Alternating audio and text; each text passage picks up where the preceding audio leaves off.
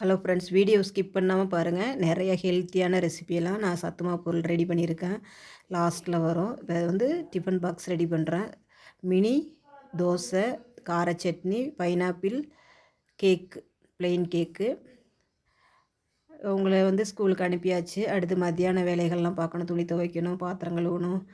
அப்புறம் அதுக்கிடையில் வந்து நம்ம வீட்டு பக்கத்தில் ஹார்ஸ் வந்தாங்க. அவங்கள அப்படி ஒரு வீடியோ. மத்தியானம் லன்ச்சு சிக்கன் குழம்பு, முட்டை அவியல், சுட சுட சாதம், கீரை பொரியல். நல்ல சூப்பரான ஒரு சாப்பாடு இன்றைக்கி மதியம். ஈவினிங் வந்து பாதாம் பால் ரெடி பண்ணேன். அடுத்து மத்தியானம் எல்லா வேலையும் முடிச்சுட்டு ஈவினிங் ரெஸ்ட் எடுத்துகிட்டு அப்புறம் நைட்டு வந்து சத்துமாவு பொருளை ஒவ்வொரு பொருளையும் வறுக்க ஆரம்பித்தாச்சு.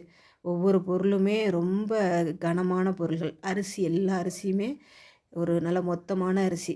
அந்த மேலே ஒவ்வொரு பொருளும் வறுபடுறதுக்கு ஒரு தனி டைம் எடுக்கும்.